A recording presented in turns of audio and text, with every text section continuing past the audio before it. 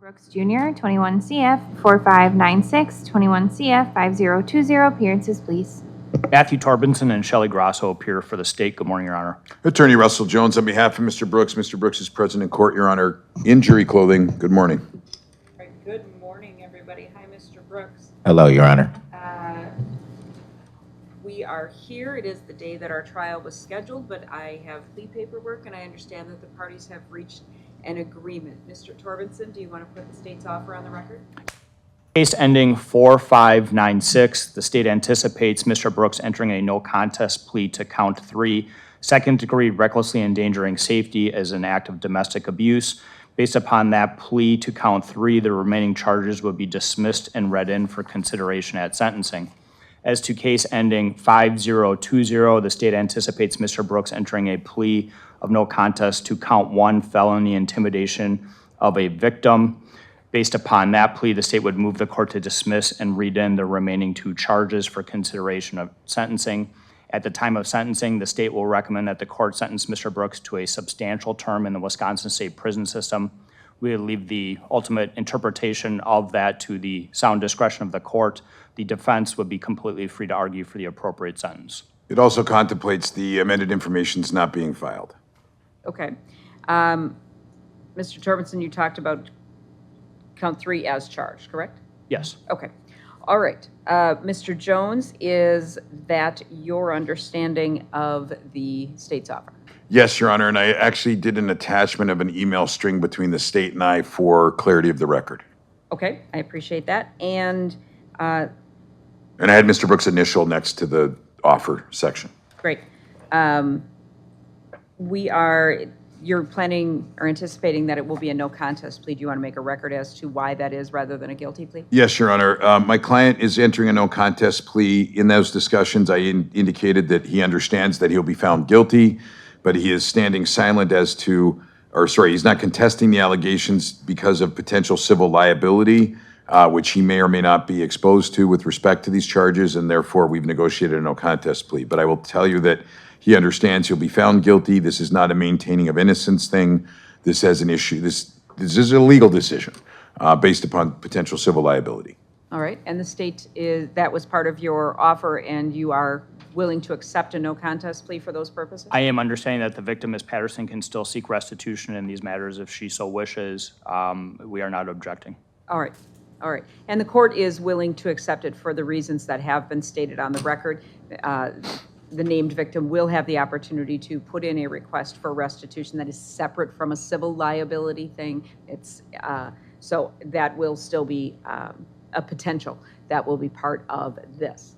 So, Mr. Brooks, it is my understanding that you are planning to enter a guilty plea today to 2 no contest. charges. See, I told you I would do it. I know you did. It is habit. I apologize. A no contest plea to 2 of these charges that are pending against you. Is that correct? Yes, Your Honor. All right. Have you had any drugs or alcohol in the past 24 hours? No, Your Honor. Are you on any medications? No, Your Honor. Are there any medications you're supposed to be taking that you have not taken?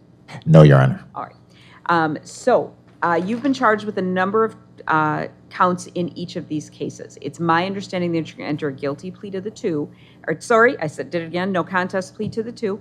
And then the other charges will be dismissed and read in. What that means is for the dismissed and read in counts, you will not face any penalty for those, nor will you have a conviction for them. However, when we get to sentencing, the state will make their argument as to the facts of the case, and they can argue the facts that relate to those dismissed and read in charges, and I can take those into consideration when I sentence you on the 2 that you entered the no contest plea to and that you were ultimately found guilty of. Do you understand that? Yes, Your Honor. All right. So for the 2 that you are going to enter the no contest plea on, the first is a second-degree recklessly endangering safety with a domestic abuse assessment. That means that it is a Class G felony, and for that you face the potential penalty of a fine of up to $25,000 and imprisonment of not more than 10 years or both.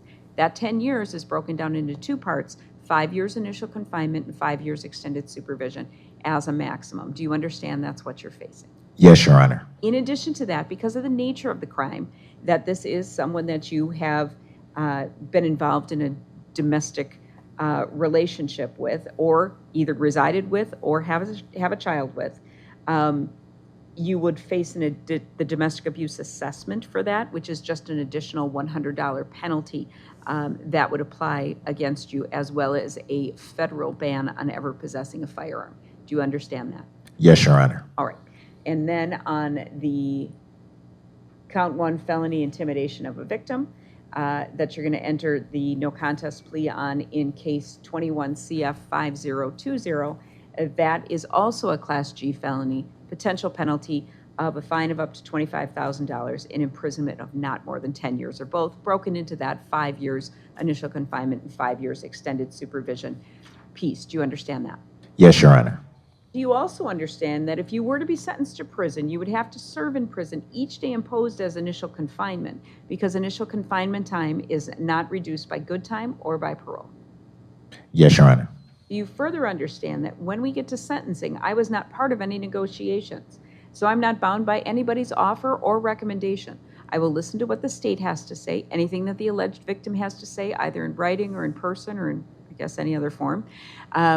Anything that your attorney says, anything that you say, and anyone who speaks on your behalf. I will take all of those things into consideration, and then I'll sentence you as I see fit, which could be up to and including the maximum penalty. Do you understand that? Yes, Your Honor.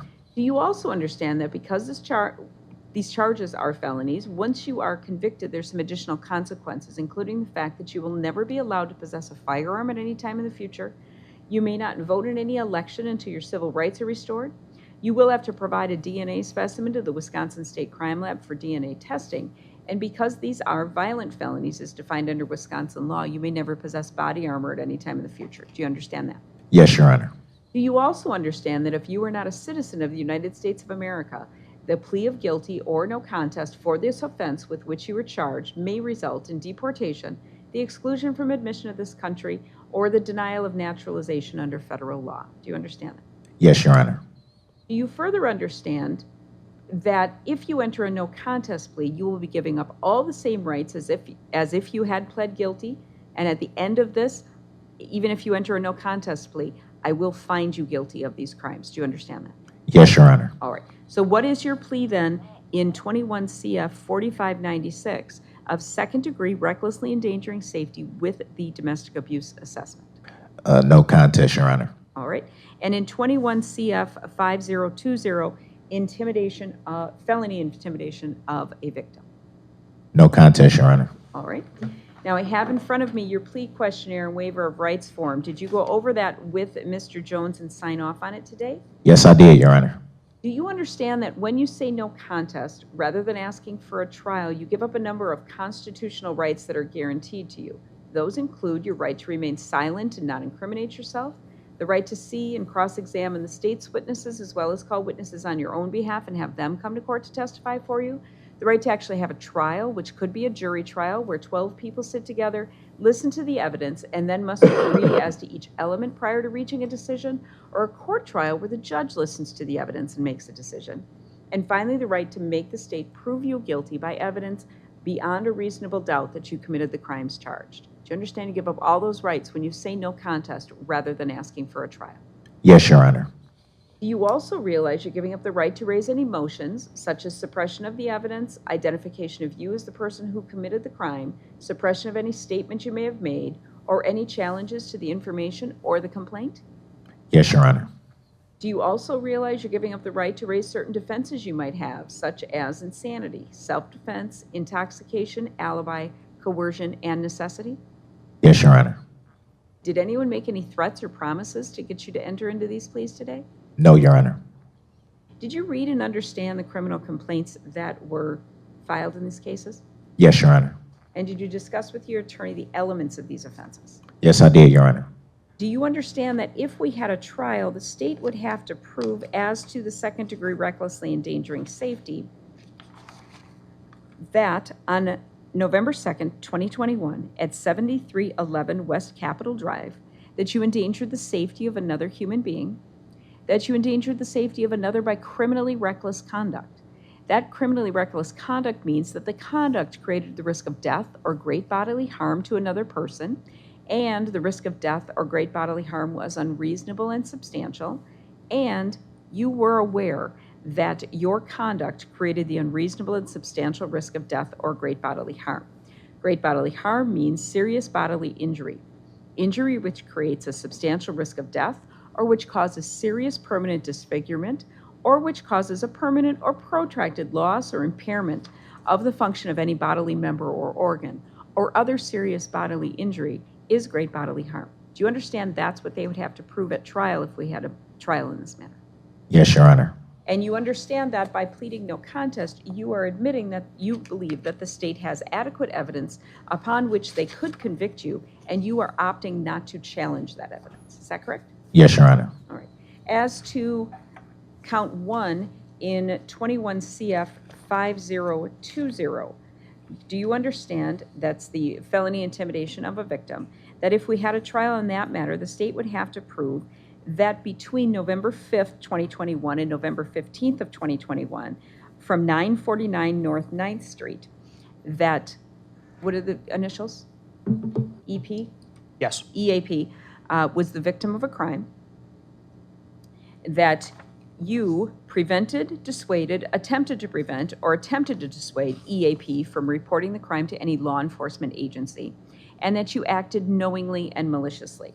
Do you understand that's what they'd have to prove as to the felony intimidation of a victim? Yes, Your Honor. And you understand that by entering that no contest plea, you are admitting that the state has adequate evidence that they could use to convict you of that, and you are opting not to challenge it. Is that correct? Yes, Your Honor. Have you had enough time to go over this case with your attorney? Yes, I have, Your Honor. Are you satisfied with his representation? Absolutely, Your Honor. Do you have any questions, or are you confused about anything we're doing here today? No, Your Honor. Are you pleading no contest because, again, you understand the state has adequate evidence upon which they could use to convict you, and you are opting not to challenge that evidence? Yes, Your Honor. And are you entering this plea freely and voluntarily? Yes, Your Honor. Mr. Jones, have you gone over the plea questionnaire and waiver of rights forms with your client? I did. Are you satisfied that your client understands the nature of the charges, the elements, the maximum penalties, and all of the rights that he's giving up by pleading no contest, including the fact that he will be found guilty, and also including any possible motions or defenses?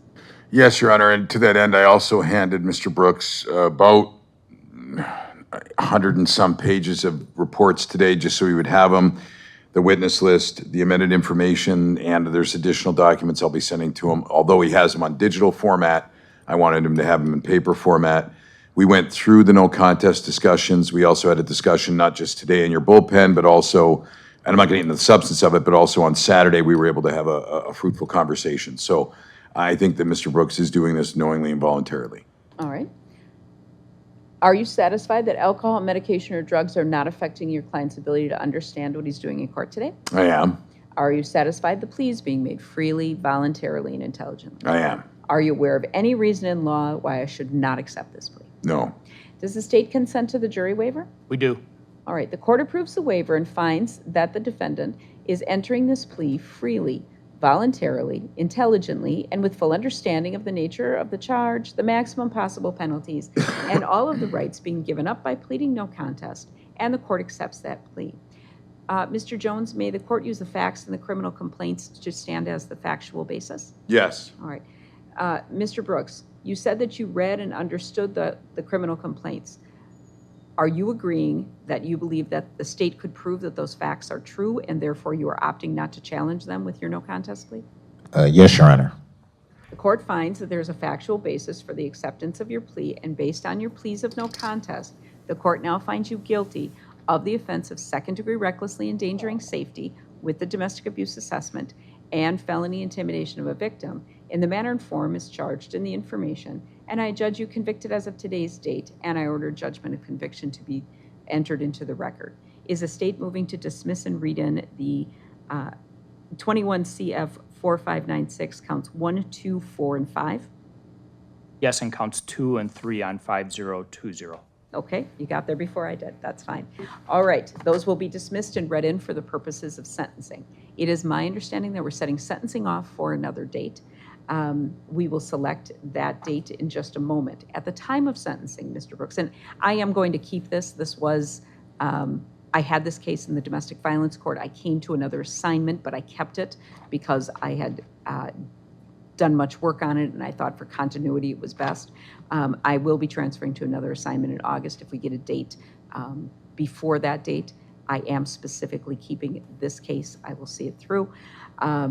So at the time of sentencing, I am willing to listen to oral statements of counsel as well as anything that you have to say, Mr. Brooks, as well as EAP. If you would like to have a friend or a relative speak on your behalf, I'm more than happy to talk to that person. If there's more than one person who wants to do that, they should put their comments in writing and get them to Mr. Jones so he can electronically file them at least 3 days prior to that sentencing. If there are issues of restitution, that will be determined at sentencing if possible. Is there a request for a pre-sentence investigation? No. No. All right. And is, I'm not moving for remand. I normally would in a case like this, but given where Mr. Brooks is serving a sentence and my understanding that Mr. Brooks wants to return back to Boscobel, I'm not asking for remand.